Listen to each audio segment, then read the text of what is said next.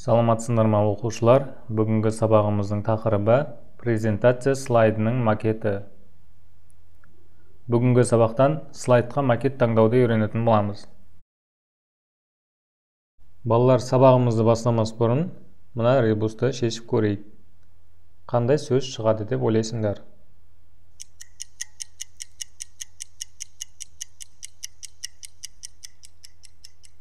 Жақсы балалар, олай болса өз жауаптарыңды сәйкестендіріңдер. Бұл жерде ең бірінші суретте тұрма берілген, ма деген жалғауын аламыз.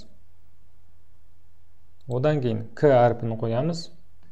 Келесі етіктің е, т деген әрпін аламыз. Енді жауабымызды тексеріп көрейік. Жарайсыңдар балалар, сонымен ребусымыздан макет деген жауапты алдық. Презентацияға слайд қосу үшін басты слайд құру командасын орындаймыз. PowerPoint бағдарламасын ашып, практикалық тұрғыда жасап көрейік.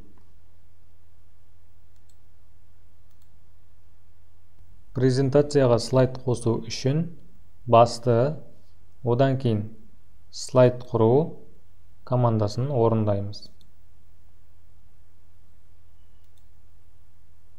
55-ші суретке назар аударамыз. Бұл слайдқа макет таңдау. Жолақтың дизайн бөлімі слайдты безендіру үшін пайдаланылады. Егер таңдаған слайдымыздың түсі өзімізге ұнамайтын болса, онда дизайн, түстер, тақырыптың жаңа түстерін құру командасын орындаймыз. Пайда болған сұхбат терезесіне өзіміздің ұнаған түсті қойып, мына жерден таңдаймыз және сақтаймыз. Презентация құру барысында безендіру шаблондарын қолдануымызға болады. Яғни дизайн бөліміндегі мына көрсетілген шаблондарды қолдана аламыз. Дизайн мәзірін қолданып, слайд беттерінің параметрлерін өзгертуге болады. Яғни, мына батырманы басамыз. Міне осындай бет параметрлері терезесі ашылады. Осы жерден бет параметрлерін өзгерте аламыз.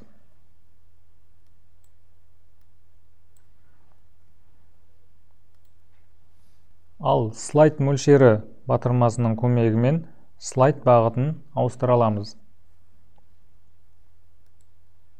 Бұл жерден кітап түрінде немесе альбом түрінде бағытына ауыстыра аламыз. Балалар, енді мына берілген тапсырманы барлығымыз бірге орындап жіберейік. Бұл жерде перне тақтадағы пернелер берілген. Осы пернелер қандай қызмет атқаратынын тауып көрейік. Ctrl-ды бұл бет белгілерге қосу.